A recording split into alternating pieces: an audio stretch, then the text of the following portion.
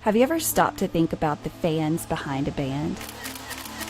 What is it about the music that keeps fans coming back for more? Or is there more? My name is Renae Lipsmeyer, and I am the host of this podcast, The Space Between Podcast, the podcast where we talk about the fans of the Dave Matthews Band.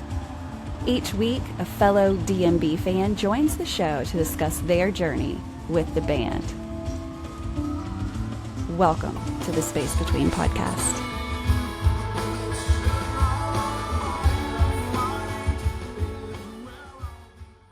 Hey guys, welcome to another episode of the Space Between Podcast, the podcast where we talk about the fans of a band that has been making music for over 30 years.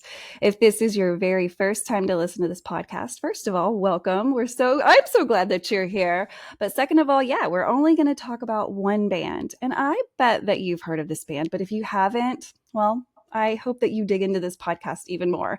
I have almost 200 episodes, and each episode is a fan that has been on the show to tell us about their journey with their favorite band and my favorite band, the Dave Matthews Band. So again, if you've never heard about them, there is so much history behind a band that's been making music for over 30 years. And so that's what we dig into. We're going to dig into the fan life. Why are they still listening to this music after so many years? What is it about the Dave Matthews Band or the culture around it that keeps bringing people back for more? So this show is like every episode. We have not one, but two guests who are going to share their journey with when they found the Dave Matthews Band. And so let's see, who do we have? If you'll tell us what your name is, where you guys are from, and just tell us a little bit about you. All right. I'm Frank Phinney, and just off the screen here is my wife, Courtney Phinney. And we'll share a little bit more about that here shortly as to why she's kind of off screen a little bit. But we live in Zachary, Louisiana. I grew up here.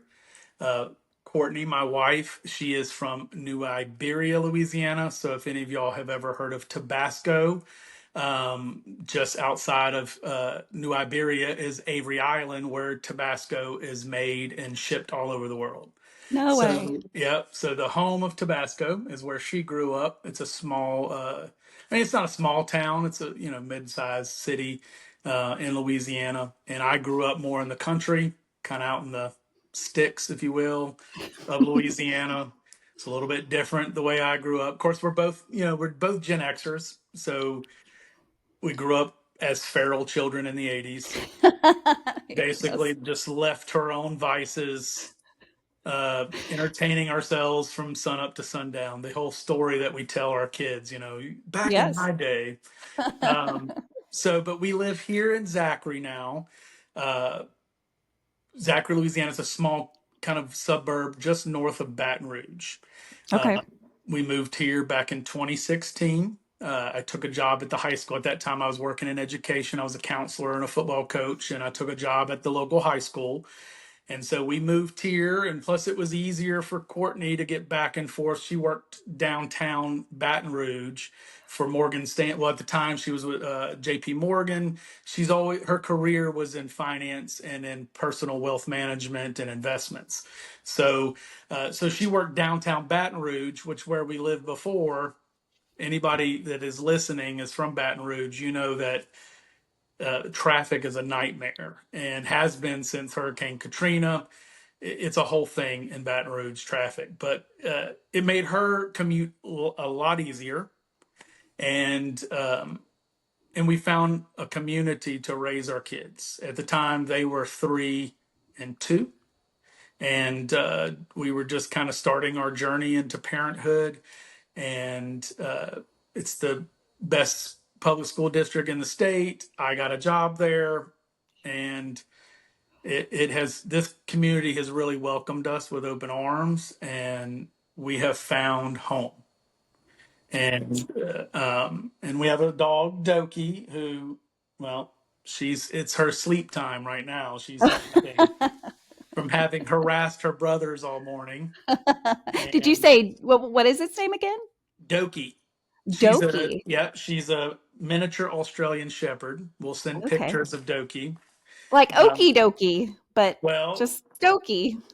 well, she was a Christmas pup 4 years ago, and it was a former student of mine's parents that were selling some puppies. And so when we went to go pick out the puppy, the mom's name was Oki and the dad's name was Banjo. So Courtney's, as we were driving home from having picked out her, uh, we wanted a strong o name, and we were trying to think of combinations of banjo and doki and all kinds of stuff. And we got to the house. Courtney had told our oldest son Graham something, and he said "Okie dokie," and she instantly like looked at me and said, "That's the name of the dog, That is the name of the dog. I love that name, Doki." and now it's my all-time favorite dog name that I've ever Yes, heard on the show. So, yes, Oki. So her mama Oki is still alive and well. She just had another litter of pups. So if anybody wants another Doki too or something, yeah. but Come on down to uh, Louisiana and get you a yeah. okie dokie dog. That's right. So, but yeah, I mean, that's pretty much us in a nutshell. And we've stayed, yeah, I got out of the school systems probably the year after COVID, and I now in the insurance world, everybody's favorite friend, right? The insurance Well, you company. gotta have it. You gotta have Gotta it. have it, and they all blame you for everything. But it's been good because as we'll tell our story that transition all I, whatever people believe, I believe that somewhere there's some kind of greater force, whether we're in the matrix or it's a god or something. There's something that's pushing us along and helping guide us through our life, whatever that is, some whatever energy, whatever being you believe in or don't believe in. I believe there's some kind of guiding path that we're all on. And uh, I looked at it at the time as just making some money and doing something better for my family, but it's also provided me a lot of freedom for where we are now. And kind of where we are now, before we get into our journey with Dave Matthews, is that my wife is diagnosed as of January 11th, 2024. She was diagnosed with amyotrophic lateral sclerosis, which is commonly known as ALS or Lou Gehrig's disease, and it is a degenerative neuromuscular disease that essentially what happens is that the motor neurons that control your voluntary movements, those that control your arms and legs, your diaphragm for breathing, all of those things, even your bowels, to your eyeballs, all of those things, those nerves, those messengers, those neurons start to die off.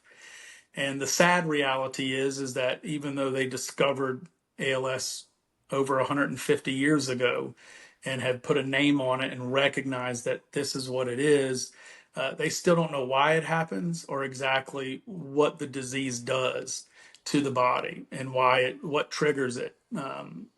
So Wow. there's, yeah, out of all the cases, typically in the United States, there's about 20,000 cases at a time. And of those 20,000, only 10% have a genetic component, that it's a familial passing down of a gene. The other 90% is completely. Mine is moving fast. Yeah. Yeah. So and so what Courtney's sharing there, and so she has the sporadic type. So 90% of you could get it. Of that 90%, whatever random situation, whether it's environmental, maybe there is a genetic component that's not yet identified. And the typical person with ALS, once diagnosed, has an average lifespan of 2 to 5 years. Typically, that's a little longer with limb onset, meaning that it starts in leg or arm, right? Um, and Courtney started in the leg, is where hers started and began. And so our thoughts were that once we had it identified, that we had a longer period of time. But Mhm. unfortunately, hers has progressed very quickly, to the point that just I don't know, a year ago she was still walking with a walker and still able to talk, and she was working from home, but she was still working, and our lives have changed very quickly and very rapidly from a day to day. Yes. So, Yes, well, I know you're so glad to be able to be at home with her. And is it oh yeah, funny the way it is that you kind of just said you didn't know, you kind of thought this is why yeah, you were changing, but it really was for something bigger, and it was perfect. correct. And I'm so thankful that you get to be at home with her, because I know that there are a lot of families struggling with many different Oh yeah, diseases, and they are unable to do that. And that just opens correct. up so many other problems when it comes to caring for a loved one. And so what a blessing it is that you're able to be there with her. Yeah, yeah. And so I would not have had that freedom or liberty to be able to not have an office I have to clock into every day, Hmm. and Exactly. so it provides me the opportunity to care for her and be available to her, and also to our boys. We have two school age boys. They're 10, almost 11, going on 55. Our oldest, Graham, he's our little old man. He's very smart, very intelligent, and he's definitely strong minded and strong willed. And then we have Jack. He's our 10-year-old, and he's intelligent, smart, equally, um, completely different personality. It's like you got one that, if you need to know what schedule and how things are to be done, you, Graham is the man. He remembers everything. And then you got Jack, who listens to everything and remembers everything. And he will remind you, oh, no, no, Dad, that's not what you said. You said this. So we got two great kids, and they are fantastic caregivers of their mom as well, and they've been a part of this journey just as Yes. much as she and I have, and it's Yes. just been amazing to just see how loved she is. I know that she Yeah, feels all of that all around her. And from what little I know, and we get into this later, but I know you've got a community of people that are around you, which is also really important when going through anything, but especially things like this. And so I know that you have just been so thrilled and so honored and so grateful to have the group around you that you have. And we'll talk more about that later. So let's get into it. I know okay, that of course, we're here to talk about everything, but we're going to talk about the music of the Dave Matthews Band and how maybe there's some positive things that you've gotten from that. So, where in the world did you ever hear of the Dave Matthews Band? okay. Do you want to go first or me? Me, okay. So I graduated high school in 1993, which was the golden era of music. I grew up with, Nirvana and Pearl Jam and Soundgarden and Alice in Chains, and I remember Nirvana when I first heard Nirvana and how it changed my life. Right, I I, Yes. I grew up a music fan. My family were huge music people, so I had a lot of influence. My mom loved the Beatles, and my dad loved Led Zeppelin, and so there was a lot of different influences. My uncle and his taste in music, and my parents were both from the Midwest, so I think that gave me a different perspective just on, I don't know, just being more open to things Yeah. as opposed to a lot of the people I grew up with. They were Hmm. much more focused on what surrounded them as opposed to the world around them, right? So Right.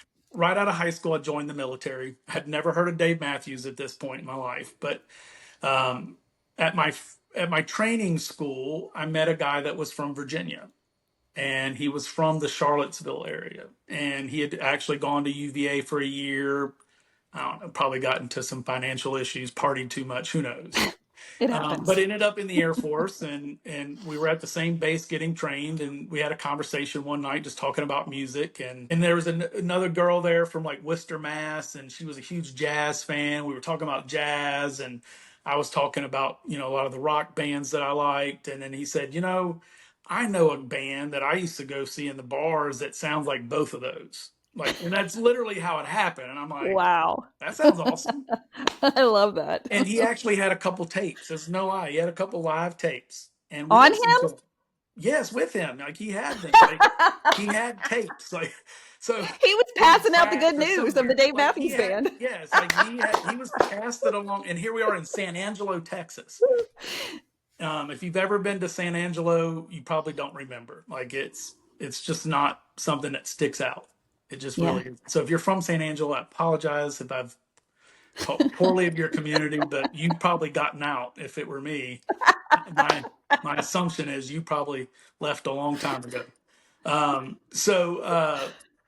But yeah, that's how the name got into my head, right? And I so love that. I mean, then he my really did. first He was at the perfect place at the perfect time. yeah, and You so like this, you like this. I've got an answer for so now you. I was aware of this band named the Dave Matthews Band, and didn't think I'd ever see him. I just thought maybe it was a bar band. I was like, these guys are good, you know. And then right around that time, I got my first duty station orders was to Virginia. I was in Huh. Hampton, Virginia, at Langley Air Force Base, and I'd only been there a few weeks. And one of the local radio stations was putting on a free concert in downtown Norfolk, Town Point Park, and it was the Dave Matthews Band. And I was like, well, hell, I'm gonna go see him. Why Yeah. not? So my first concert was at Town Point Park, Norfolk, Virginia, in 1994, around this time, like late April. And that was my first show. And then I was hooked after Wow. that. Like it was just, I was hooked. I was like, these guys are legit. Like I really loved what I heard, and so I at that point, um, they had they were still playing like some bars and stuff in the area, and I think my next show that I went to after that was Strawberry Banks, which was in Hampton, Virginia, which is like a roadside inn, but it had like this big open area. I saw a lot of bands there in my time in Virginia, but that was the next show. So I went from free show to Strawberry Banks, all in a matter Wow. of yeah. It's How pretty many neat. people would you say were at that first show that was free? Oh, there's a lot of people there. I mean, Yeah. it was Town Point Park. It's always where, like in Norfolk, at least at that point, like anytime they had like a festival. I mean, there's several. I mean, several thousand at least. Okay. Okay. Yeah, there was a lot of people there, and a lot of people Wow. that obviously knew the music because a lot of Right. people were singing with the music. Okay. You And, remember that. and here I am, like I don't know any of these words, but it sounds good. You know, and then you kind of pick up on a chorus and it's like, what would you say? Yeah, I like that. You Exactly. know, but it was, Exactly. it's like the set list. Those early days are the set list. Everybody's like, why can't I get that set list? Because it's all they Exactly. had, right? And Right. so, but yeah, so that's how I started with Dave Matthews. I love, so this part of the podcast is selfish. I love getting to hear these stories of people that got to be in from the beginning. And honestly, you kind of were there, even though you said 94. Yeah. That's still really the beginning. I know there was a few years Well, they before just that, but started like, playing on MTV, and it's yeah, like, whoa, these guys are good, And at that point, I think they probably still had like some contractual obligations left. sure. So that 94, 95, they were still playing like some bars and like not bars, but like bigger venues, like Yeah. bigger ish, So, but yeah, Yeah. it was cool. It was really That's neat. amazing. That's Yeah. amazing. So take us back to when your friend pulled those tapes out, which is honestly my favorite part of the story. Yeah. What you're listening to it for the first time. Do you remember what the first song is that you heard? Um, Or at least the first song that you were like, "Okay, I see where he pulled I remember rock and Satellite. jazz." Satellite stuck out to me.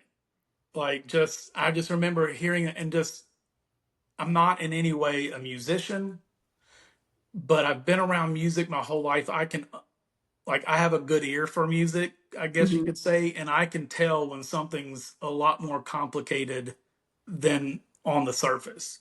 And Yeah. just hearing the way he moved up and down the guitar, I'm like, man, this guy's crazy good. Just to hear those chords and the way he layered them, and I had no idea what he was doing on the guitar. And now to watch him play Satellite, it's like, good God, how does people's fingers move like that, right? So I remember that being the first song that really stuck out. Um, Two Step stuck out to me, just the drumming. And I remember because I, Yeah. I love drums and I love bass. Like those are my two favorite instruments. Like when I say I like jazz music, I like drummers and bassists. That's who I Mhm. like. Victor Wooten, Buddha, those guys, like those, like Yeah. I'm just drawn. And even Fonzie's my favorite guy in the band just because I love bass and I love Yeah. Carter, and but I didn't know who those guys. I didn't know their names then, but I was drawn to the drumming and just the Yeah. double bass and just it was very rhythmic and very how he set the melody in the song.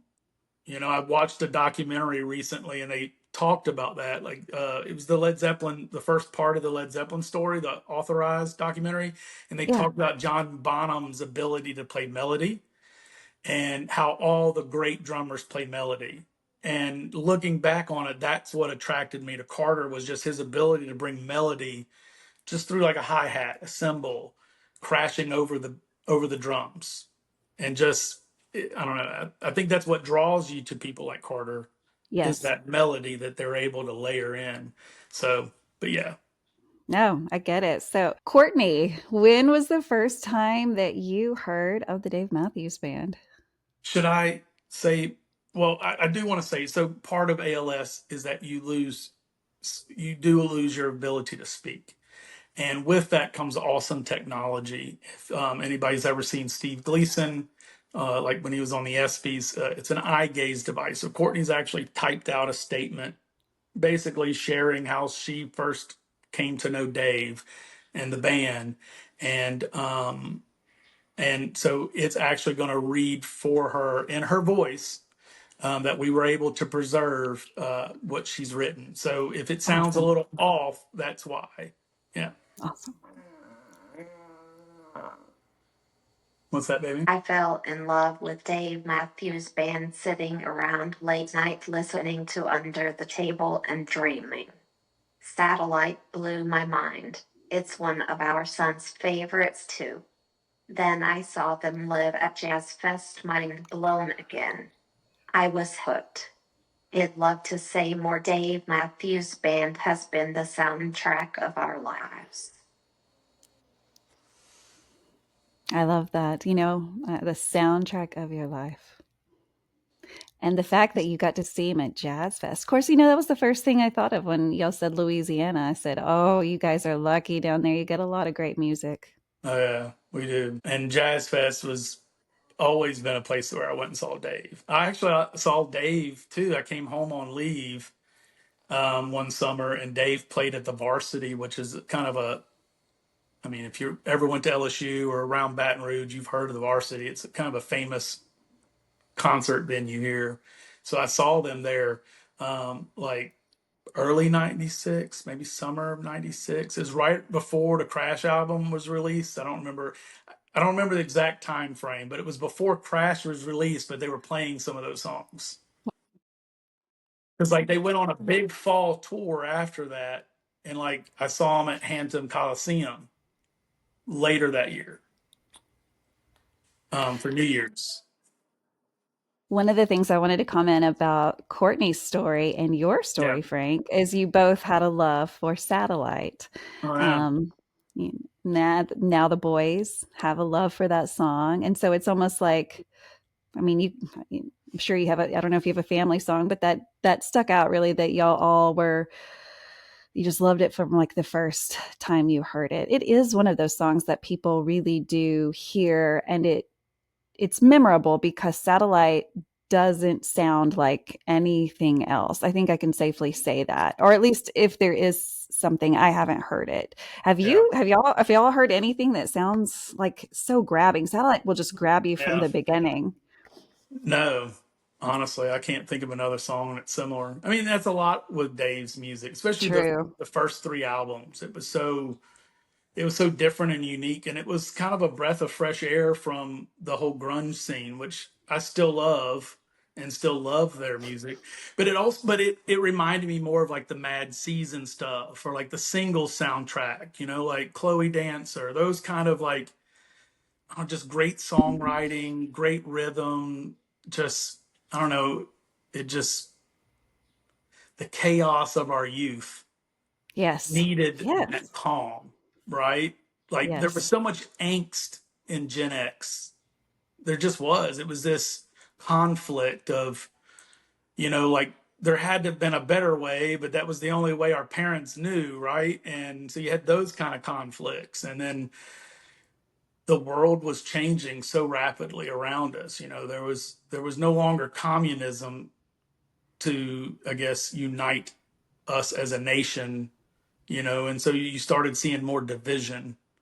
Of course, you could root that back to a lot further back, but I don't know. It was just a lot of newness and new things, and realizing we had a voice when you grew up, being told you don't have a voice, seen and not heard, right? That was the parenting ideology Exactly. Yes. of our youth. So I don't know. It was nice to have something that I wish I could talk more. you can talk. You type, and we'll come back. She'll edit it. She'll splice it. Yes. Yes. It'll be perfect, Courtney. You say anything you want to say. We'll make it sound perfect. Yes. But yeah, so I mean, so when I first heard Dave, it was just, it was just a breath of fresh air. It was just something different, you Yeah, know. It was I get nice. that. Yeah.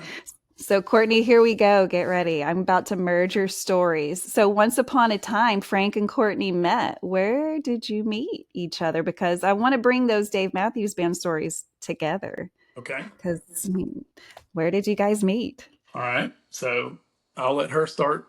She's gonna say it. I'll let her tell. Awesome. Calm. No way. Yes. Yeah. So what's that, baby? She messaged me. Yes. So kind of I guess the background to that was that, I mean, I was in my mid 30s, and I was in the Air Force. I was deployed a lot. And then right after I got out of the Air Force, I went to college. And I mean, I had relationships and dated people, but like nothing was ever serious. And I was so focused on trying to finish this stuff that none of that ever happened. And so um, then you start to realize, oh, wait, I'm getting old. And I kind of want to do this. I want to have a wife and a family. And so I better hurry up. And anyway, things never panned out. Coworkers kind of encouraged it and helped it. Same thing for her. Basically, like said, you need to get on match.com, and here's how you do it. And then away we went. Right. And so, Yeah. um, and that was the early days of like that type of Right. how to meet people. Now it's so Right. commonplace, like, oh, we met on, You were the whatever. pioneers of We were dating online. pioneers. Yes. Back when people were like, oh my God, like it was like frowned upon, like, oh, you probably met a creep. Oh, you're on there because you're desperate. Now I did meet some desperate people, so did she. But Of course. uh but she'll tell you that, you know, um she's about to tell you what her thoughts were. Yeah, I can't wait to hear. Frank was my last hope. I was her last hope. And so on my profile, I put on there that I love the Dave Matthews Band. And she messaged me and said, I'm going to New Orleans for the Super Bowl kickoff party where Dave played like 3 songs or something. And I was like, oh, well, that's cool. I was going to go, but something else came up. And then we got to talking about how, we like Dave and that kind of thing. Or no, it was the football season kickoff. It wasn't Super Bowl because it was like in September or August. Yeah, because I had just went and saw Dave. I met up with a buddy of mine, and we went to a show in North Carolina. And she just got back from the Woodlands. I think that was back when Dave crazily played Texas in August. Wow. And so we agreed to meet for drinks, and the rest is history, really. After that, I mean, I don't know, it was love at first sight. I mean, you can safely say that the Dave Matthews Band kind of got y'all together. I mean, it It's the was the only thing that reason stuck why she out. messaged me. It really was. Like, she probably I would have doubt never that. messaged me. Courtney, is that true? Is that the only reason you messaged him was because of the Dave Matthews Band? Completely. Well, she's honest. Oh, yeah. If you need an honest opinion, ask Courtney. She's got Yep. it.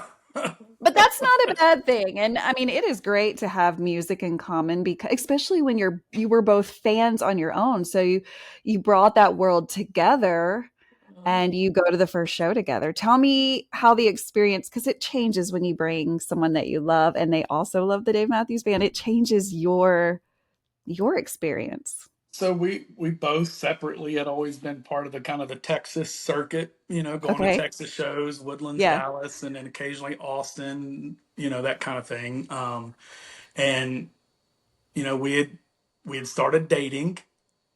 Um, I don't. We still lived separately at that point, and we decided that we were going to go to the Texas shows together. I mean, at that point, we realized. Wait, was it? Did we go? Yeah, because that was 20. No, no, no, there were no shows. Take that back. It was the year of the caravan, Oh. wasn't it? Like, because 2010, 2011, was 2011 caravan? Or was that 2012? 2011, because we got married in 2012. So, anyway, fell in love, right? And I knew Yeah. right away, this is the girl I'm marrying. So, it happened fairly quickly, not really, but I mean, by that spring, I had already bought a ring. Oh wow. And I we wanted to go to the caravan. We were going to Chicago. But what she didn't know was I was going to ask her to marry me in Chicago. And um, so yeah, our first Dave show was at the caravan together that first night after I proposed to her um, on the river right outside of our hotel on Wacker. I think it was the Wow. Hilton we stayed at, but right there on the river, we were about to go on an architectural tour. I think we did that day. Yeah, we were about to go on an architectural tour, and so my whole plan was okay, that's wrong. But I know that first day I asked her to marry me, but I had this whole elaborate plan, right? So prior to this was like the early days of like Twitter as well, and I had connected with on Twitter. Uh, which was very new, a social media kind of person for the hotel we were going to. And I've kept in touch with her since. She lives in Dubai now, No working way. for Hilton Hotels. Yeah, so like just through social media, like I've kind of kept tracked her where she's at in life. But she reached out and said, "Oh my God, we're gonna make this the best thing ever." Like she helped me book. There's like this 360 view of Chicago restaurant. I had it booked for lunch, and like we had all this stuff planned. And that morning, Courtney was having a bad I can't find what to wear day. And so the cool thing was, prior to leaving, I had concert T-shirts made, basically asking her to marry me on the T-shirt, and in her said, "I said yes." So I was very presumptuous. You were very confident. Oh yeah, but I had her sisters help, like kind of like I was already talking to her sisters, everybody, and like so I'd already talked to her family. They were so excited, and anyway, she was having a really bad day, like tears. And I was like, okay, I can't take her to lunch. This is not Right. going to go well. I said, hey, I'm going to give you some time. I'm going to go down to the lobby. And then I came back up a little bit later and I said, hey, hon, I went down to the gift shop and I bought us some t shirts. And she came around the corner and I had my t shirt on that said, will you marry me? And then she started crying and hugged me and said yes. And I remember exactly what the hotel room looked like and everything. Like it had this beautiful view of downtown Chicago, looking down the Miracle Mile. Like it was just perfect. And she said yes. And Yay. yes, she did say yes, and she wore her T-shirt. And here's the crazy thing, though: if anybody went to that show, like so, where the location they chose was probably not the best part of Chicago. It was in an old steel mill in the south side of Chicago, which especially in that period of time, it was very dangerous. Mhm. And so you have all these people coming in to see Dave Matthews, hundreds of thousands. Like I mean, it was a lot of people riding the train into the down to this place with cops everywhere in like full SWAT gear, like directing you to immediately make your way to the left, do not go to the right, stay on the sidewalk, like shut, Wow. like you're scared to death. Here she is with this beautiful engagement ring on. Oh, right. Like, And the shirt to tell oh, and the everyone. shirt say, "Hey, look, I got diamonds," you know. But but it was really cool riding the L. Like there were so many people like were noticing our shirts. Like, oh my god, like people were so excited for us. And Of course. I had just had ankle surgery right before that, so we were in accessible seating, and we made lifelong friends who we've met up with for shows, have kept in touch with. Our good friends Joe and Amy Geddes, like they're great folks you should talk to as well. Like Yes. he had a traumatic brain injury from a stroke while in the military, and she's his caregiver. And man, her bond with him, and he's just the funniest guy, and just such good people. Like Joe and Amy Geddes, this is my plug for them. They're awesome people. They've become friends. Like we've kept in touch all these years, and we met a great young man named Daniel. Remember Daniel, the young man with cerebral palsy, and his caregivers who were actually adopted him were his teachers, his special ed teachers. They were from Miami. So it just goes to show you, like, no matter where you're at a Dave show, you're going to meet some great people and some Yes. awesome people. And that's one of the things that keeps me going back, is because of all the people I've met and people that I Absolutely. continue to meet. And Courtney is like, she was always the meter. Like I was just kind of Yes. like, having a good time. I'd find one guy, we're like, yeah, good time, Charlie. And she's like, hey, I just met these people. Come talk to them. Like I ended up like remember that one time we were leaving some Texas shows, and I got a text from somebody saying, hey man, did y'all have a good time? I hated we didn't get to have dinner or something. I'm like, Courtney, who the hell is this? My name's Mike. And she's like, Mike and uh Tracy. And we met them last year in the lawn. I'm like, oh yeah. So she met him on the lawn. I ended up with phone numbers, so it's just been a lot of fun. But The that was social our aspect first show together. changed when you got But together it with was Courtney. amazing. That weekend was Yes. amazing. I mean, just the amount of artists.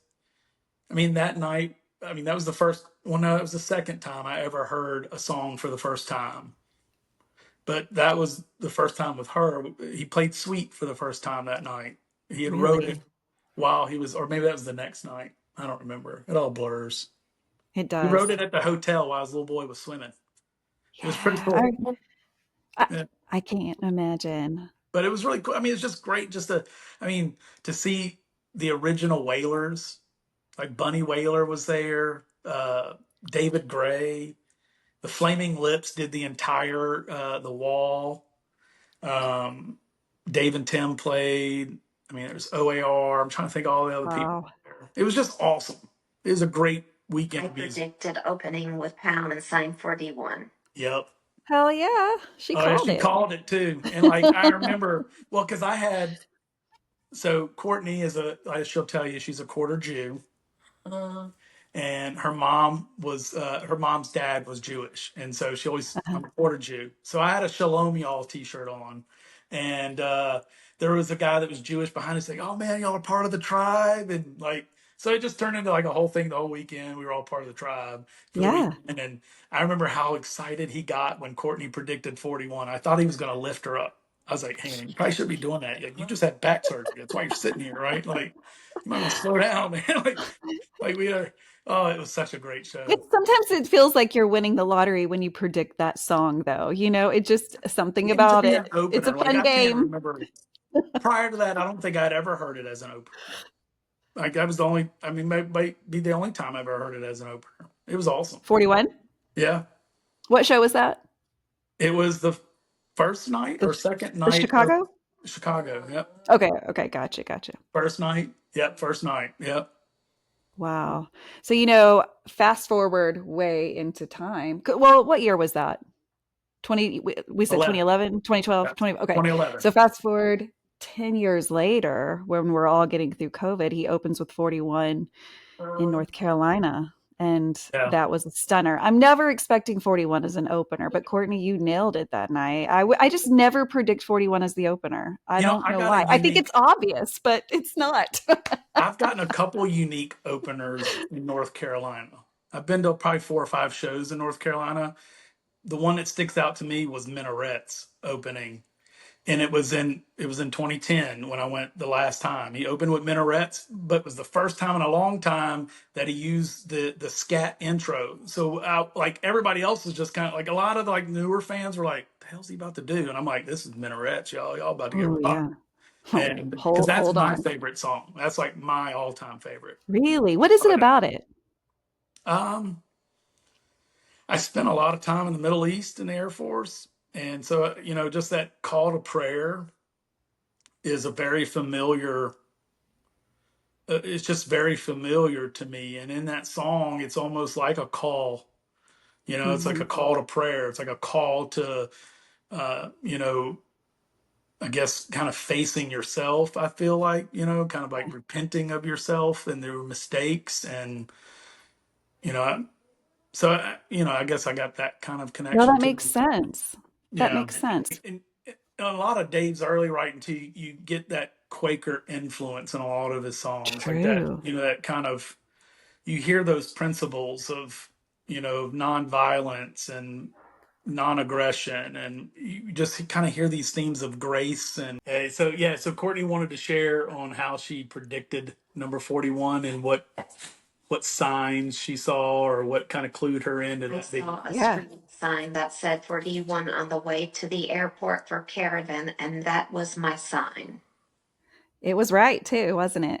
Oh yeah. I that feeling again when you call it and you're right. It's just Oh yeah. it feels good. It feels good. And that's I know like when other people hear us say things like that that aren't part of the culture of the fanhood of this band, it sounds silly, right? Like why would Yeah. you get so excited about calling? But it's a thing. It's a thing that a lot of people do, and I share in that excitement. It's wherever you get your joy, and I find joy there. So There was a lot of years. There was a stand there in the early 2000s. If I was at a show, it was going to be "Don't drink the water." Just put your money on it, because it's like, will I ever get another opener?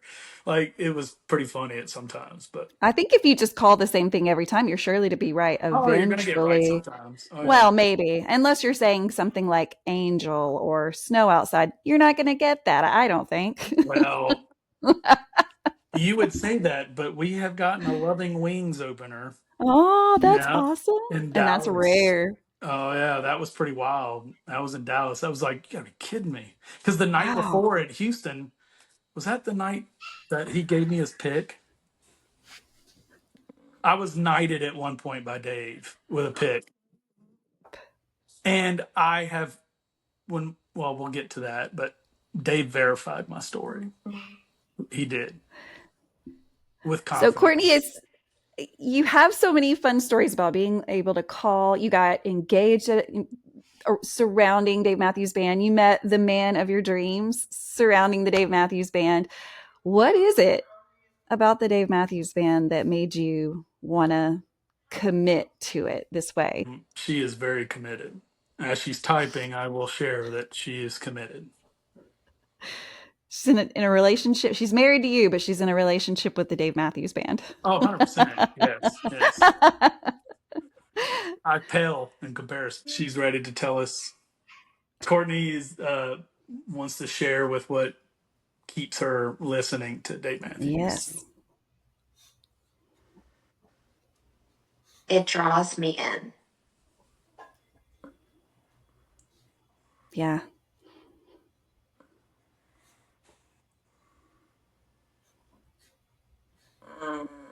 That's it. It just draws her in. Which, I I mean, feel I that think though. that's pretty powerful. I mean, the music, the lyrics, it does have a way of doing that. And it's kind of like and people, it's one of those things that not everybody understands. It's kind of like, I love the Grateful Dead, and there are a lot of people like, what the hell do you like the Dead? Like, why? I just do. Like, Jerry speaks to me. He always has, and It's, I guess it's the same thing, it's just, it's, there's something to it, and it definitely drew us together, which I can't be more than, like, it changed my life in more ways than one. I wouldn't have her. I wouldn't have my boys. I wouldn't have a lot of the adventures and stories that I can tell. So we talked about how it draws you in. Courtney, I completely agree with you. And I mean, honestly, those words are enough because it really describes the feeling I think that most fans of this band feel when they hear the music. So I think that those words are perfect. It really, I think most people would describe that way. Yeah, Feeling. Feeling. feeling. Exactly. That feeling. And that's so hard to describe because it's not something we can feel or touch. It's so very different for every single person, the feeling that they're having, because our feelings are based off experiences, and right, and we've all had different ones, and so it's very personal. I think what each fan has received from the Dave Matthews Band. I mean, y'all's story is, there is no other story exactly like this, but Yeah, it is all related back to something that we love. And what a powerful story that a band that we're giving all of this credit to a band. And that yeah, sounds very strange to a lot of people who haven't been touched by music in some way, because of course there's a million artists out there who have similar, well, I don't know, is there similar bands that have fans? No, as the Dave Matthews Band. I just want to say no probably to not. that. I don't Yeah, think so. The I don't only know. thing I Their can heads are think pretty of, crazy. yes, yes. There's that. You hear Yeah, about them. I think they're different than the Dave Matthews yeah, Band. But what an amazing, it's an amazing story, and obviously that's what I've based this whole podcast about, is what the band has yeah, been able to do for people, and not necessarily, we're not focused on the band, but the stories around it. And of course your story is another one that I'm so thankful to have on the show. So Chicago, it's a big deal. You get married, you wear a shirt through, you meet some core friends at that show, and then you guys start on your journey together in the yeah. Dave Matthews Band world, and in every other way possible. Children come in later. So the music changes, right? Because we're parents and our time is different, and our focuses are a little bit different, but you're still listening to them. Why is that? I think it is that connection to key moments in our life. It brings back good memories, brings back sad memories. There's always feelings and memories attached to the songs, and they've played an important part. Like I remember, like on the way to the hospital, because our oldest was breech, so we had to schedule a time, to go in and for him to be delivered. And on the way to the hospital, listening to a Christmas song, because we knew we were having a little boy, and it's just, I don't know, something about the bouncing, giggling, dribbling little baby boy, and that just, I don't know, on the way to the hospital. That's the song we were listening to. He was born in Yeah. May, right? Even though it's not, our son isn't Jesus, What? I thought that's what the nor story is his name Jesus, was. Jesus. but he is very Christ-like. No, um, but it just, the song has nothing to do with our son, right? But something in Right. that song and in the lines, it's that call to paternity and maternity. It's that paternal and maternal love you have for your kid, regardless of who they grow up to be, right? Like, Yes. you've got Mary with this baby that goes to, be worshiped by millions and billions of people. And but she's just a mom, Mm-hmm. and you just got this little baby, this healthy little baby. And, I think that's, I don't know, that, you can really, and I think that's, I mean, we're both Catholic, and, there's that you hear a lot about the Mother Mary, and uh, it's that maternal, that love. I don't know, just it was a connection to that, and Yeah. it was, and that was the song we listened to on the way and being bored. I love that. So Yeah. forever, when you hear that song, there's that instant connection to him and Oh those yeah. moments before becoming parents, and such sweet memories that Yeah. that you'll have forever. Even when the Dave Matthews Band is retired and long gone, the Christmas song will always bring back Oh, yeah. that particular memory. And that's so powerful that music can link us back to things that are so near and dear to our hearts. Yeah. It's an amazing thing. Yep. And our second child, he's got a connection to Dave too. Dave and Tim in New Orleans at the Sanger. uh, he's our happy surprise. Um, he was born 9 months later. Wow. So I mean, so Wow. even he has a connection to Dave, Yeah. um, and every time I remember, oh, uh, who was it that was yelling the whole time? It was like the first time they had announced that there wouldn't be Alpine, and Stephen Rack, a guy we met from Missouri, who later we ended up meeting at Alpine, or seeing at Alpine again. I did. Um, he was yelling the whole time, "Why no Alpine?" So now every time I look at Jack, I'm like, "Why no Alpine? I know Alpine." Oh gosh, but yeah, that was. I mean, it's just we've just had a. I mean, our trips away together always centered about what Dave shows were we going to go see. Where do we He was your want to? travel agent. Yes. He told you And where to go. where do we want to go? What do we want to do? Which leads us to where we are now and last year. So we've had probably one of the hardest 2 years that I know out of our marriage together that these past 2 years has definitely been the hardest. It started in 2023 that Courtney started noticing some changes in her leg, and she had right around the same time and had a fall, and we had attributed it to maybe it was an injury and different things. And so we started, that year, we actually had a trip of a lifetime to Greece. So we didn't even go to Dave that year in 21 because we went to Greece, and that was our pretty much, that was our vacation, was that. And then when we got back from Greece and during Greece, we started noticing more physical changes to her body, and that obviously there was something going on. And so it kind of put a pause on things until we figured it out. And so there were a lot of doctor's visits, a lot of this journey of discovering if you have ALS is a long and lengthy one. It's a complicated one because there are no tests for ALS. It's a process of elimination. And so there are, oh yeah, it was 2023. What happened in 21? No, 21. No, we went to shows in 21. Yeah, and we went to shows in 22. 23, we didn't go to shows. Sorry, I had my dates wrong. So in 23, yes, around February of 2023, Courtney started noticing changes, just small.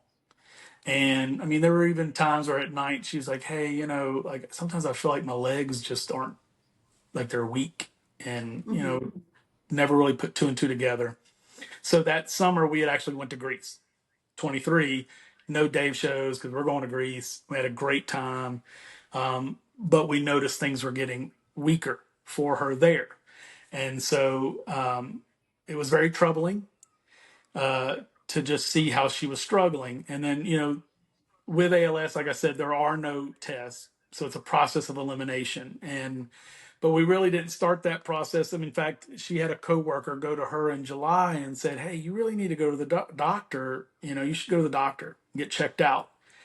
And Courtney was like, "Well, she basically told her that she was afraid to. She's like, "What if I have MS or ALS?" And she's like, "Don't be silly. Go to the doctor, get checked out." And that's where that journey started. And around the same time, her mom was re-diagnosed with tongue cancer. 13 years prior, her mom had tongue cancer. They said they got it all, it shouldn't come back. Well, as with anything, a cell or something was left behind and it came back, and it came back very, very aggressively. And so we're dealing with that. We're also trying to get answers for Courtney. Um, and so that October, on the advice of her brother, he said, check yourself into an emergency room on Monday. Because we weren't getting answers. We had been to orthopedics, neurologists, kind of getting pushed around. And that's where the whole bevy of testing started. And long story short, insurance, we ended up with another doctor. And in the midst of that, one of Courtney's childhood friends had some connections to the Mayo Clinic. Her family did. And so we reached out to them because we're like, if there's anybody that's going to figure this out, it's going to be them. Yeah. And all the way up until we were hoping it was something rare, something that just people hadn't heard of. Like we even had people mention like stiff person syndrome, and you know, and then like there was one time where like even MS was being discussed, and Courtney was so upset about it, and I was like, but that means you're still here. It's not fatal, you know. Whereas ALS is 100% fatal. There's nobody that's going to beat it, and so that's the last thing you want to hear. And so we get to that point where we're not getting answers here, and so we do end up at the Mayo Clinic. And at this point, her mom is on hospice. Fortunately, Courtney was still able to drive. She was using a walker at that point, but was able to drive and went to go see her mom one last time. And our hope was that she would not pass while we were gone, but in case she did, let's go see her. And Courtney did, went and spent some time with her. Um, and shortly thereafter, her mom kind of faded. So she wasn't really very responsive not too long after that. So it was good that she went and got to spend that time with her. But we were there January 8th through January 11th. And on January 10th, at about that whole week, so one thing that people struggle with disabilities is finding access to things, right? One of those for Courtney that's very important. She was a professional, always had her nails done, always wore heels, always dressed very nicely to work. I mean, just she was the epitome of a professional working woman in finance. And she was at the top, well respected in her field. People always went to her. She was looked upon for guidance. When new systems were implemented, Courtney will figure it out, that kind of thing. Yeah. She's that person, irreplaceable. In fact, you know, so anyway, we get to that point. And so on January 10th, about access, it had been hard for us to find a place for her to get her nails done just because of access. It was hard Yes. for her. And she couldn't go by herself, and finding time to go with her. And so she was getting another spinal tap done, also known as a lumbar puncture or MRI. Actually, she was getting a series of MRIs done that day. And so I was like, I'm going to find a nail salon. And if anybody's ever been to Mayo Clinic, it is this sprawling mass, like it takes up city blocks. And Wow. there's this whole underground network of tunnels that you travel upon to get from building to building, and um, throughout the whole town. So when it's cold out, you don't know because you're inside in tunnels walking through this little mini city, right? And Right. so I had to go up to the surface. And mind you, I'm a Louisiana boy. About once every 4 years does it drop really, really cold. Like this past year, we got 10 inches of snow in a matter of like 8 hours, which never happens. It shut us down for like 2 weeks. But anyway, up there, like it was like 20 below, and people were like walking around with just like light jackets. So I had to go outside, freezing. I found a nail salon. And so I'm like, all right, I'm gonna wheel her over there. We're gonna go to the nail salon. I get her in there, and as she's getting her fingernails done, she gets on a FaceTime call with her sisters. Her mom is actively passing.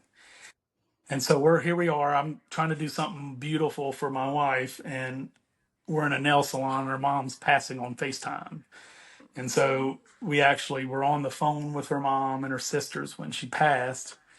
Um, and it was around 3:30 in the afternoon. Like it was so, not only was it a sad moment, but it was such a sweet reminder of people's kindness.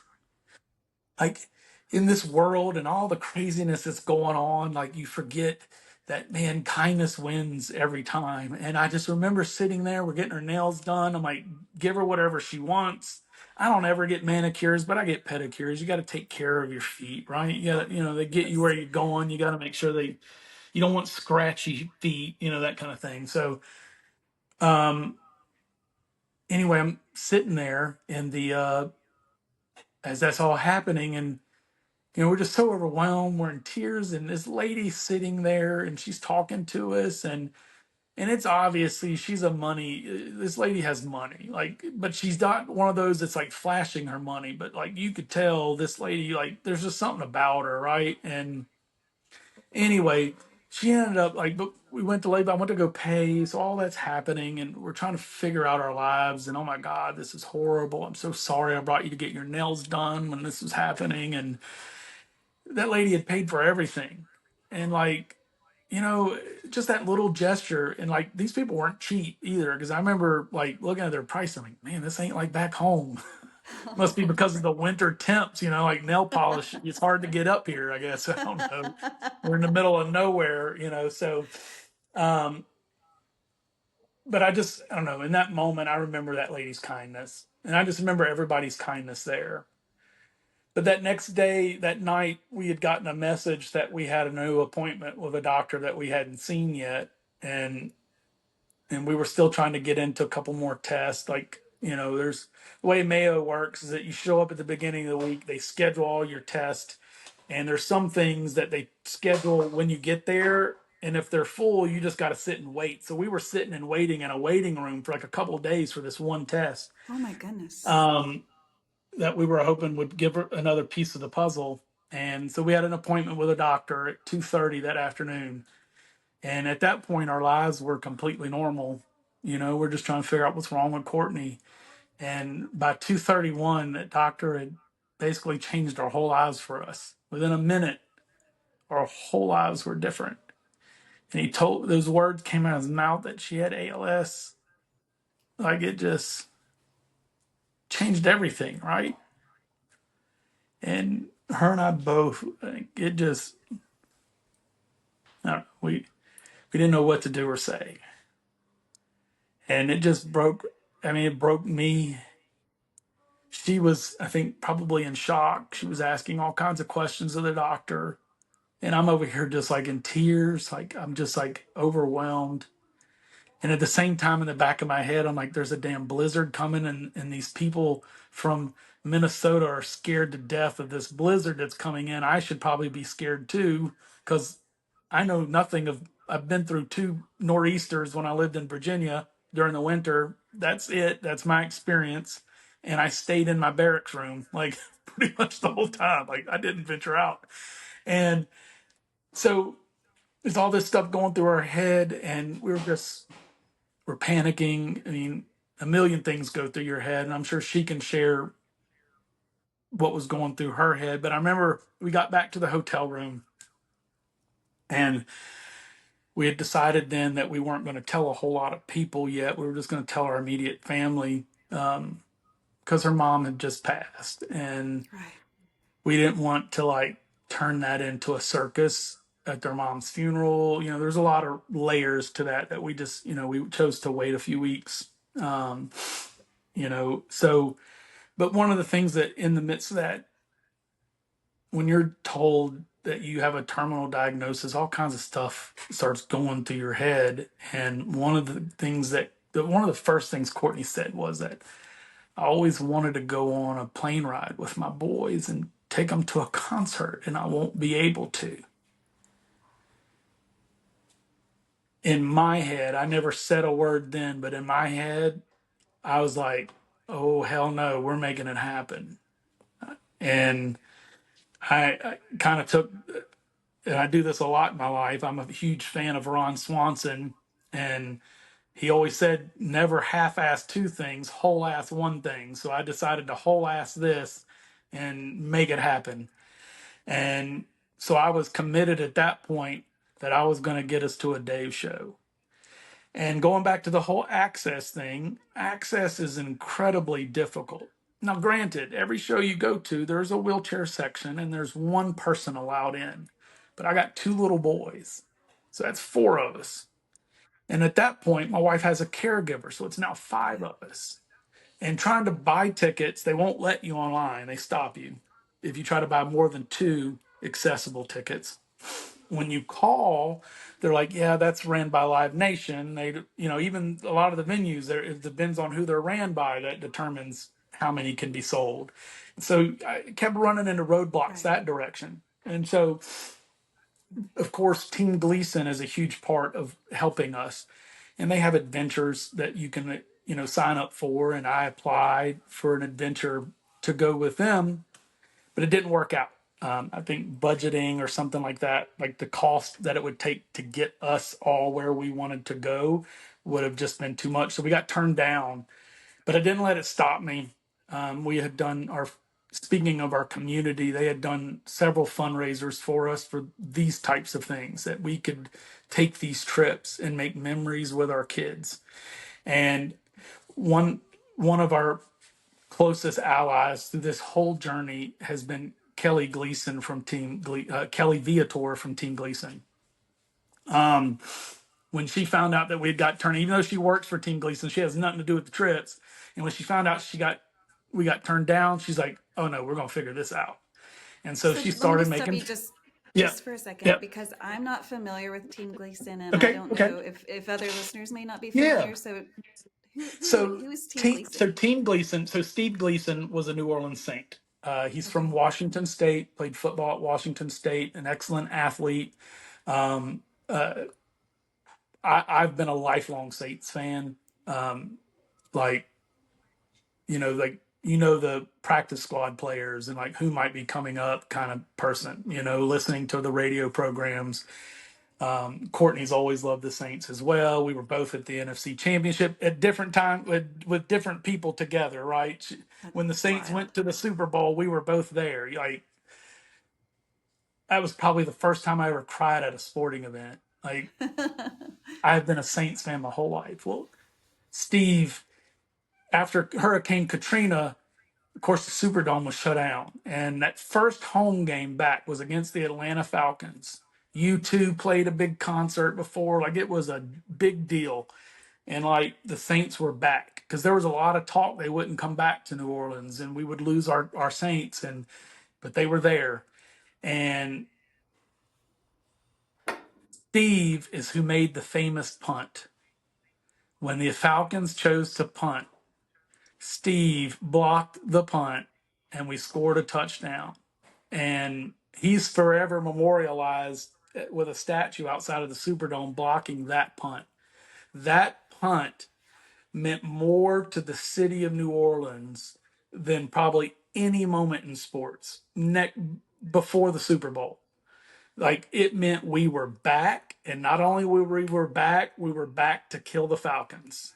Like we hate the Falcons, and it just meant so much because that city, even though we're not from New Orleans, it means everything to us. Like it's a Right. huge part of our childhoods, going there and visiting and and being so close to that culture, embracing a lot of what that offers Louisiana. That it's another flavor of Louisiana, and so he meant a lot to us. And and further down the line, Stevie was with the Saints, and then somewhere along the line, he was diagnosed with ALS. And Okay. Steve was a huge trip guy, adventurer, and that was always part of his thing. In fact, there's a documentary about Steve where some of his former teammates, like Scott Fajita, and a couple others, um, Steve wanted to go to Machu Picchu. And at this time, he's in a wheelchair, immobile, and he wanted to go the hard way, not the easy way. the ancient steps to Machu Picchu, and they did it. And so, like, I remember one year we went to Saints training camp, and we have that picture, and I'll be sure to send that to you. Like, it's just these weird connections. You like, or am I in the Matrix? Like, how did this? Like, I'm wearing a Gleason jersey, and we're taking a family photo. Like, I always had a Gleason jersey from the moment like he was diagnosed with ALS, and like you watch this documentary, it's like, my God, this man, what an inspiration, and like just to see that the will to live and the determination to continue to do what I've always done. And so you're just inspired by that kind of story. Well, he created a foundation on a couple of principles. Number one, to provide technology, because this type of technology that my wife has, some insurances at that point, insurance companies didn't cover this. The wheelchair, like this, all this specialized equipment. The average person with ALS spends $250,000 a year out of their own pocket. Oh my That's goodness. average to from the wheelchair to the equipment to the ongoing paying for caregivers, because unless you have a long-term care plan, you insurance doesn't cover caregiving. So that has to come out of pocket if you don't have that policy. And here we are in our 40s. I'm an insurance agent. I don't really start talking to people that until their 50s about long-term care. It's not even something that's on our radar. And Right. so anyway, just all that to say that they provide and help get people technology and equipment that insurance companies won't pay for, and preserving the voice. Like, his big thing is communicating, because he's married, he's got two kids, and communicating and being able to talk to the world around him was important, and he wanted to make sure others with ALS have that. And his other big thing was adventures. And they have a lot of other things that they do. And Kelly Viator is one of the people that is a liaison that works specifically for Team Gleason, that connects with families and helps provide them support, connect them to resources, get answers, or track down concert tickets. And that's what Kelly did for us in that moment. So Steve is best friends with Mike McCready, or one of his best friends, the guitarist for Pearl Jam. And Okay. so, and Steve's a huge Pearl Jam fan. In fact, Jazz Fest, you will see Steve probably without a shirt on, with a target painted on him, somewhere out in the crowd. Like, Steve is a wild man. Like, so anyway, that connection, he's on our Team Gleason's board. And so one way or another, she reached out, got connected with his wife, who connected him with Stefan's wife. And then Stefan's wife was like, "Oh yeah, we'll make whatever happen." And so they ended up putting us in touch with one of the management team at Red Light, and so it all ended up connecting. And we were friends. We were invited to be guests of the band to Alpine. That was where we wanted to go, was Alpine. And so um, first class tickets to Chicago. It was our boys' first airplane ride. Like, I'm looking like I joke now that they flew first class there back. We stayed in like a really nice resort just outside of. I mean, of course, anybody's ever been to Alpine, it's in the middle of nowhere. But we stayed at a really nice resort. Grand Geneva has a water park resort. Oh So we yeah. stayed at the Timber Lodge, and so they had a water park. I mean, we were having a blast, right? Just having a good time. Um, and I joke now that the next concert that I bring them to is going to be a mariachi band in Mexico City on the back of a cargo plane, because they're spoiled. Their whole flight trip experience has been spoiled. Um, but so I made it happen with the help of so many other people. Like, one of those people that instantly reached out was Mike Brownson.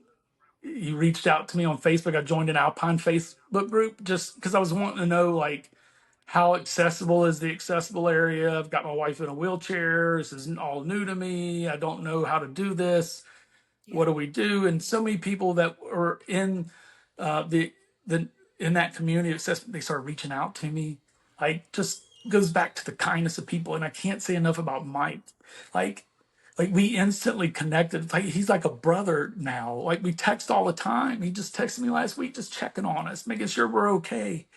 And like it's just that's why I wanted my that's why she wanted our boys to go to a Dave show. That's why she wants them to be a part of this. Because it will be a family for them long after we're gone. That some of these people that we've met that if they outlive us, they're going to be a family to our boys. They're going to be aunts and uncles, if you will, that they'll always have.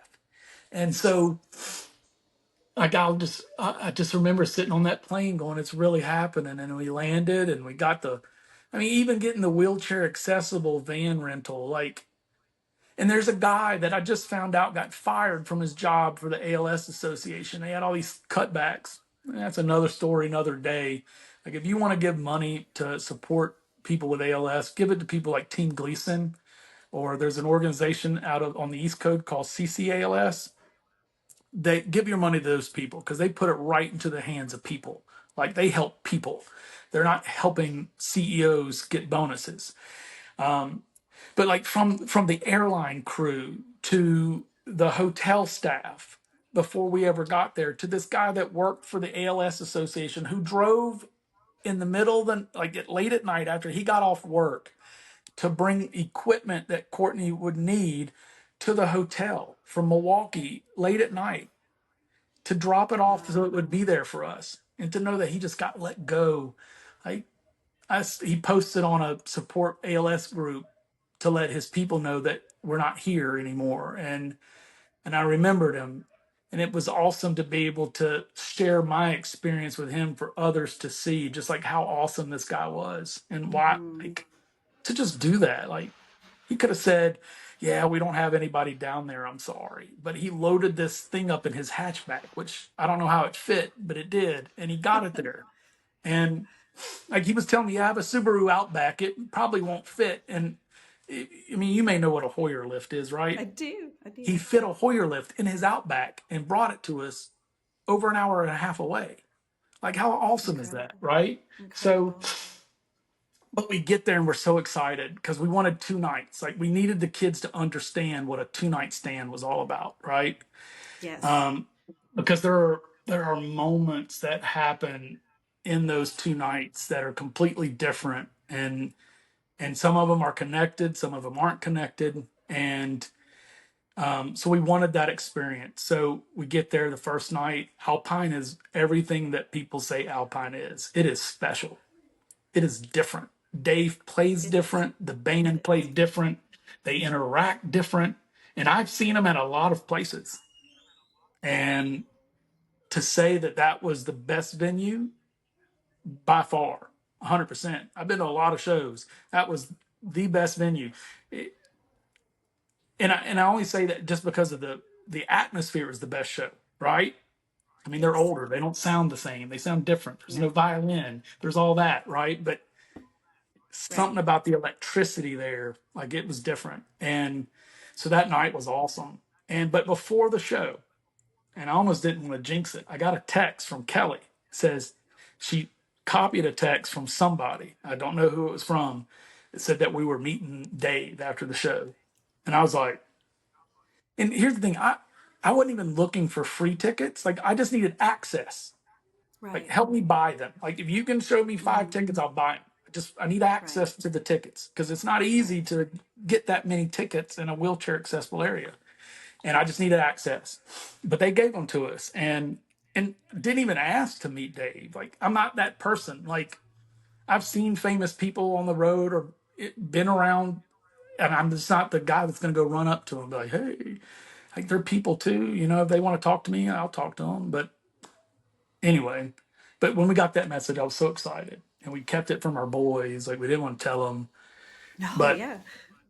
but our boys were Courtney made over at a Dave show. I swear to God, like it was so sweet to see them making friends with everybody because we brought glow sticks, and they were passing them out. Like Jack still has a girlfriend. We don't know her name.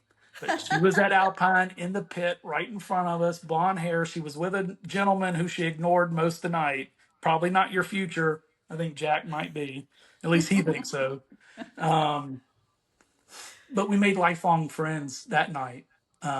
It was amazing. And I remember at one point when the music was playing, our oldest Graham was crying, and we didn't even notice. And one of the ladies behind me, who's a friend of ours, she makes jewelry. Like we met her too. She's so awesome. Like sent us all kinds of cool stuff. And these people are so kind. Like that's what brings you back, right? The people. Yes. So taps me on the shoulder, says, "Hey, your oldest is crying." And I look, and I'm like, "Buddy, what's wrong?" He's like, "Dad, it's just so awesome." Like he was just so overwhelmed. And it wasn't even a song that I like. And I was just like, "Yeah, buddy, it is awesome. It is awesome. I'm glad you like this song. Somebody needs to." No, I'm just kidding. It's just not a favorite. I don't even remember what song it was, but I was fixing to ask, what um, song is it? I don't remember. It was early in the set. It was probably second or third song. So that night, well, the next night, of course, everybody knows what happened that next night. But we get there. Of course, we get there a little early. Funny, all kinds of funny adventures happen along the way. From Jack thinking he was getting a salad, but it was actually a chicken salad sandwich. Oh God, poor buddy. My buddy likes a good salad. And then we get there, and the weather's kind of looking hot, hit and miss, and we're all like, I didn't even talk about meeting Dave. That's stupid of me. So after the show, we meet Dave, right? See, like that kind of stuff. Just I don't know. It's just a thing. Like I wasn't expecting it. So Right. like one of the guys came and grabbed us like right towards the. He said, "I'll come get you towards the end of last stop, and we'll make our way to the back." Um, and so I wish I would have stayed because they played the outro, the full outro. And once we got back there, like, yeah, Dave typically doesn't come out for another 30, 45 minutes. Like, well, damn it, I just missed the end of that. Like, and I Right. still heard it, but I Right. wanted to be in it, right? Right. But Right. because I hadn't heard the ending, the outro like that, the extended outro in a long time, so I wanted to hear it. But I did. But anyway, we get backstage and we're waiting, and the rest of the band walks by, and I'm telling them all, hey, good show. I mean, Carter and Fonzie, and I should have. I look back on it. I should have told Fonzie, tell his wife, thank you for just making all these connections, which I doubt he even knows because they were in Europe at the time, so they didn't have a clue. You know, tell Jacqueline, thank you. He probably would have looked at me like a creep. How Yeah. do you know my Like, why do you wife's know my name? wife's name? Right. Yes. I didn't until 2 months ago. Like, like I swear. Um, But I remember when like we were sitting there and then like Rob came over and talked to us and took pictures with us and like was just really kind to the boys, talking to them about, what his role is for Dave and it was cool, my boys talking with him. And then Dave came out and And they did not know that this was going to happen, right? Or did they well, kind of they kind of suspect at figured this it out point? at that point. They Okay. kind of, Okay. yeah, and they claimed that they overheard me telling somebody that like because I did tell somebody and I was probably a little inebriated and I might have been too loud. Um, But I was telling them like, you don't know it, but they're getting to meet Dave tonight. Like, but I think they may have heard me. The oldest says he did, but I don't know. Um, but literally, so where we He were at, looked like an angel. he looked like an angel. Dave looked like an angel. Yeah. So where we were at, there was this Yes. huge spotlight on the back of this like overhang in the back of Alpine. Like, if you've ever been behind Alpine, it's a miracle that place is still standing. Like it looks like it's going to fall apart at any minute. But anyway, there's this huge spotlight. So like we're kind of just standing there, and all of a sudden, out of the spotlight comes Dave and his. It's not his manager, but it's the guy that's always on the road with him. I can't remember his name, but we were texting all day. Like he was texting with me, and like it was just so surreal. Like Right. you know, and anyway, Dave comes out, and it's just like you're just like, okay, here he is. This is normal. And he just starts talking, asking where we're from. And we had a lot of good stories about Louisiana. Apparently, one of his best friends lives about 30 minutes down the road from us. And he No says, way. he's like, I rarely ever play in Louisiana, but I spend a lot of time there. Um, because he's got friends here from when they, Right. all the times. And he was, Courtney's about to tell you what he did that was it was, at first, it put me on my heels, kind of off guard a little bit. But I can't wait to hear. yeah.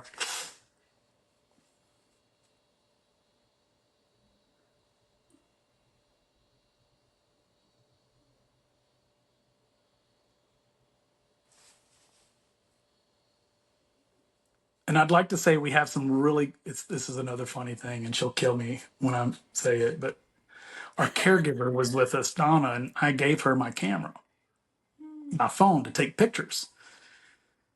Up until the group photo with Dave, there are no photos with us and Dave talking. It's Oh a photo no. of Dave talking and then a photo of us talking to Dave, but none Oh, of us that's are in the picture. like in this. Oh no. God love Oh her. no. We took all camera duties from her. We're like, Donna, you're not allowed, and you can't use your phone because your crap's broken. So Oh anyway, it's kind of no. funny looking back on it. But thanking us for making the trip to see them. like he thanked us, like Wow. to come see Oh him, wow. and but I think he kind of put his guard down too because he had, he never knows really who he's meeting after these shows, and we learned that because there was another guy there that was just there to get posters autographed and probably knew somebody in the management crew. He's done it before because Dave recognized him. Like it was very more business like. It was different when Yeah. I saw them. Yeah. But he walked up to us. He had like an ink pen in his hand, and we just were talking. And he put his marker away and just started talking. And Courtney asked him about if he had got to ride his bike, and he told us that, I mean, it's just neat to just he's everything that you hope he is, right? He's just a Yeah. genuine guy. Like Yeah. there's not a facade. He is who he is. And that was nice. And he was so gentle and kind with Courtney. And he was just talking about how he couldn't ride at the time because he had hurt his back. And and told us about how when they first started riding bikes at Alpine, they almost got like kicked out because you weren't supposed to. Like it Oh was no. illegal to ride bikes up there. And he's like, now they like charge people money for it, but back then they were like trying to like throw me in the slammer, kind of thing. And and so it was just really nice and to be able to just talk with them. And I also had the opportunity to verify my claim to fame, which happened at the Woodlands. I think this was a time we legitimately had pit tickets, right? Like we didn't get them handed to us on accident. That's happened. Um, Oh no. that was Exciting though. we were supposed to be preferred lawn, and it was when they first started doing it, and the people at the Woodlands had no clue. And we had went into the little House of Blues thing, and they wouldn't let us out. And I'm like, we're supposed to get those wristbands. The guy came back with 2 pit wristbands, and I was like, Courtney, get ready to run. Yeah, don't say anything. Don't Oh my talk at god! all. Like, I was like, don't say a word. But yeah, they totally messed that up. Yeah, we got in the pit like we were supposed to be way up on the lawn, which we love the lawn. The lawn's I awesome. mean, the lawn is But awesome. anyway, so this night we legit had pit tickets, and I was right to the right of Dave all night, and all night I was yelling to Dave. I won't say the actual words, but I was like, Dave, you're the MFer, right? I was like, yeah. And several times he looked at me, he says, I ain't, and he would just kind of walk off. Like we had banter several times. Yes. Well, that was the first time he ever played. So he went from Ants to Halloween at the end of the show. It was the first time Halloween ever at the Woodlands. And like it was just one of those moments when you get Halloween and you're not expecting it, it There's a just shift in the room. The energy like it changes. went nuts. And like I remember at one moment, like during Halloween, like I'm just sitting there like Dave made eye contact with me and he just like hit his guitar, like just like it was like me and you, brother. So after the show, we're just kind of standing there, and Dave walks, sets down his guitar, and comes back, and he kneels down, and he reaches out, and he hands me the pick that he had just played with. Now, there has been a dispute in our household for many years, is what I told Dave. I was kidding. It was for dramatic effect. Of course. But I have told everybody since then, in that moment, real recognized real. And Courtney thought I was full of shit. And what I told Dave, of course, it was, artistic. I took some artistic liberties with embellishing the story a bit and told him that, Right. Courtney had um, thought that the little girl next to me was supposed to get the pick and I stole it from her. I said, so Dave, I need you to settle this argument now and forever. Was it real recognizing real, or did I take that little girl's pick? And he said, I'm going to have to go with real recognizes real. Yeah. So He meant that's to give my it to Dave you. story. I got Yep. verified. That's right. Oh, here So she Courtney, goes. you can't.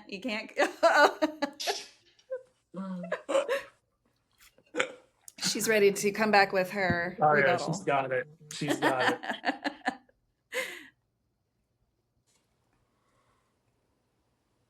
I hate that saying. Real recognizes real. It is what it is. I'm sure you've got to hear it many times, as he's Oh probably yeah. told that story many But then times.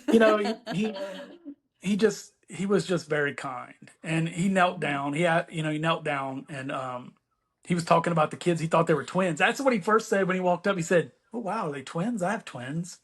We're like, "No, they're 16 months apart." And he's like, "Wow, I thought they were the same kid."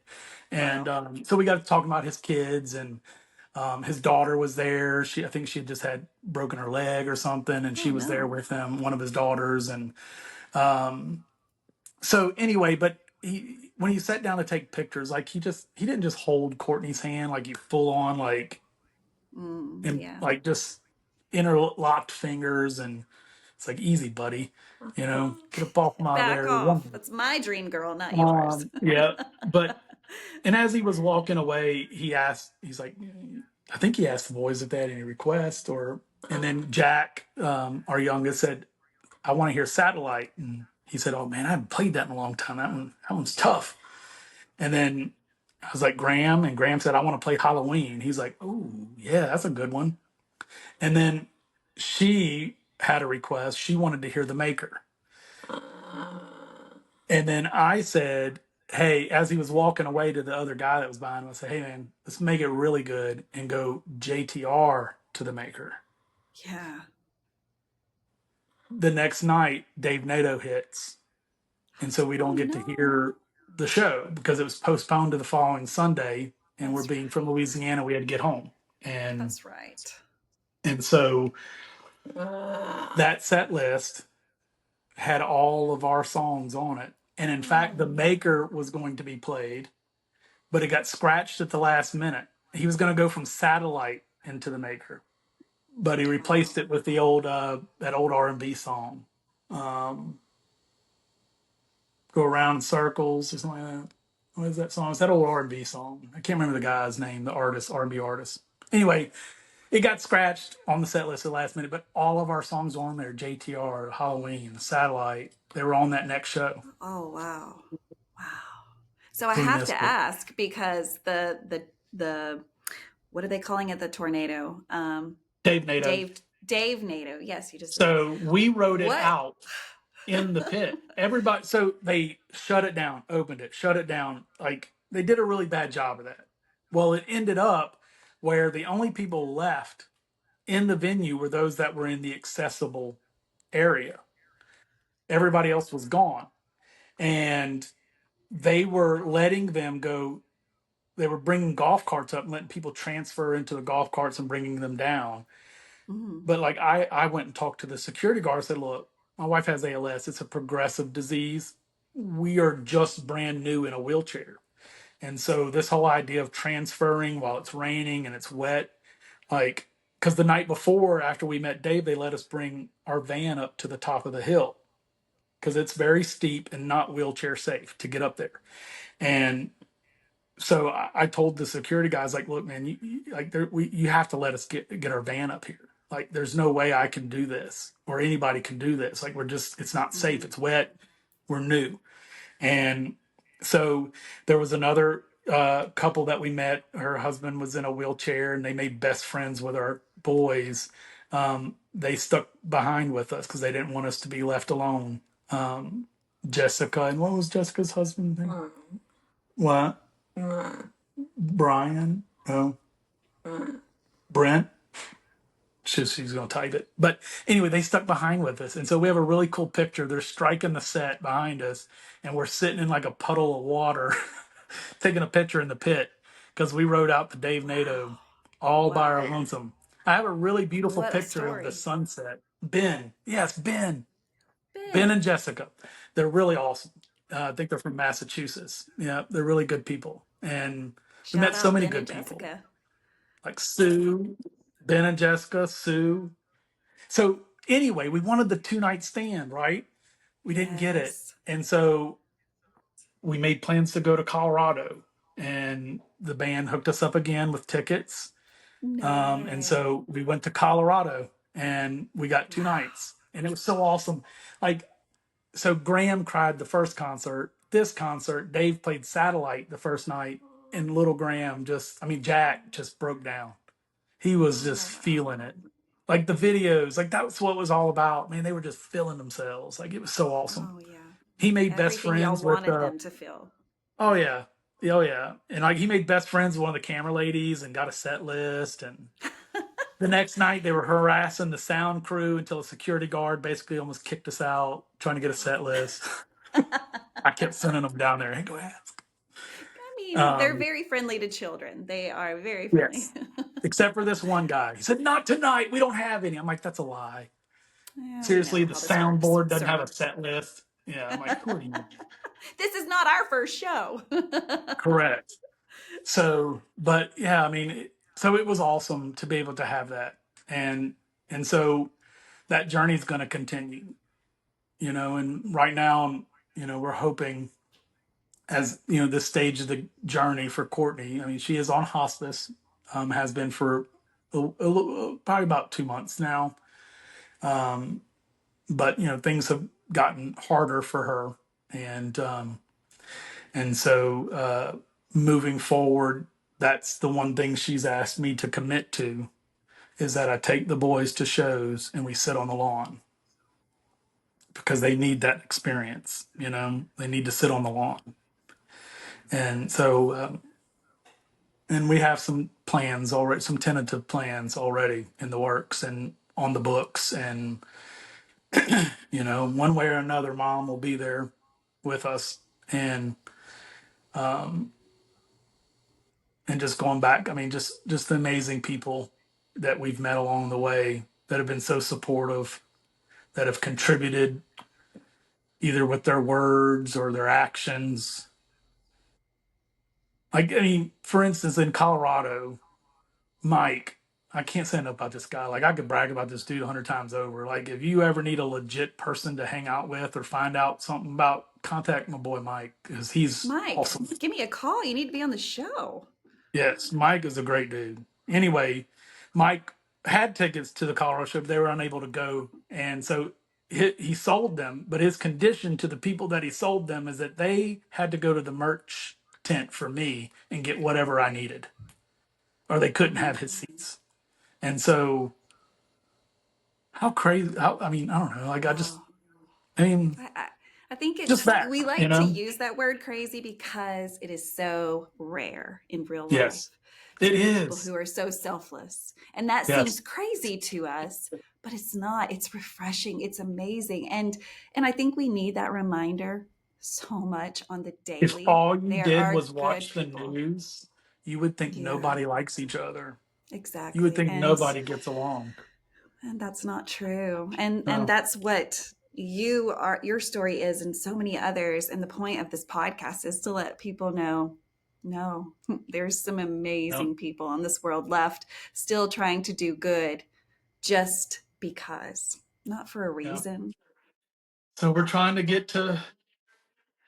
trying to do one more. Courtney would like to go one more time. We're going to try, I'm trying to work Jazz Fest now. I don't know. It's it's been difficult to get in touch. I've got feelers out there, but if anybody knows anybody that can get me access, wheelchair accessible tickets. All right, And guys, that's what I'm it going to comes put down to. this out. Our listeners, we need a hookup, I'm not guys. looking for free. I will buy them. We just Wheelchair need access. to That's it. those tickets. Because it's hard. Like you go online, you can buy two.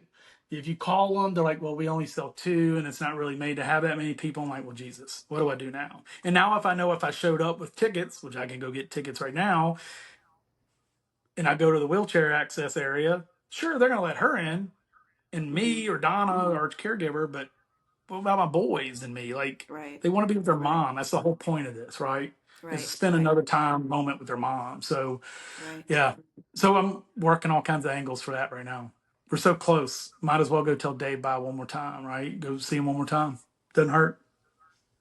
Of course, if any of y'all are going to Jazz Fest, I'm gonna let you know it's a zoo. If you're trying to get on the rail, you better get there dark 30. There'll be people drinking and there'll be music playing at 6 in the morning at the bar across the street, but you get there early if you want to be up close. Otherwise, don't do that. Go to the tents. The tents is where it's at. Go to the blues tent. Go to the jazz tent. Go to the other stages. You're gonna see some Louisiana. I mean, you're just gonna see some gems that you won't see anywhere else. That's And you're gonna exactly see right. some artists and I mean, the blues tent alone. Wow, the gospel tent's probably one of my favorites. So Oh, yeah. eat food because it's not typical fest food. It's good food. Oh, yeah. The crawfish That's pies and that's part of like the they're legit. excitement Like it's is the good food. food. Yes, it is good food. It's not festival food. So don't think it's Good. festival food. Like, these are people putting their foot in it. Like it's good. That's what I'm taking with this is that her story isn't over. Our story's not over.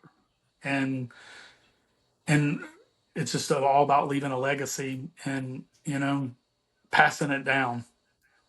The selfless acts that we've seen, the people we've met, the experiences we've had. There's no substitute for it, and I'm so thankful that you have helped me document this for, hopefully many, many years ahead when someone finds this podcast and is like, who in the world is the Dave Matthews Band? Because I found this podcast that this girl keeps saying changed lives. Yeah. And so thank you for helping me to document this and so that future generations can at least know about this joy that's happening in what are some pretty dark days on earth right now. And so I'm just so thankful to have a little light in this corner. Awesome. Well, thank you so much. I'm happy to be able to share our story and just let, just if nothing else, just bring a little bit of I guess just a little bit of encouragement to those out there that would listen to this, that regardless of your circumstances, regardless of what's happening, um, there's always a positive. There's always a better way. There's always something that you can find. And it's not easy to find positives in any of this. But It's not. if nothing else, I know my boys will be forever touched and impacted by this band, the love that we've had from this band, and the love that y'all have shown us and this community has shown us. It's been amazing. I'm so thankful. Again, both of you, Frank and Courtney, thank you so much for being on the show. If you guys are listening to this on a podcast app, just know that you can watch this video on YouTube. It's simply just under the Space Between podcast. And stay tuned because we're going to start ramping it up. Summer is coming for us quickly. And so that means the show will be putting out 2 episodes a week. So it'll give you something to listen to as you're traveling to those Dave shows, and be sure to share it with your Dave friends, because again, the only way this podcast works is if fans come forward to share their journey with the Dave Matthews Band. So again, Frank and Courtney, thank you so much. And guys, until the next time, peace, love, and Dave Matthews Band. All right. Thank you.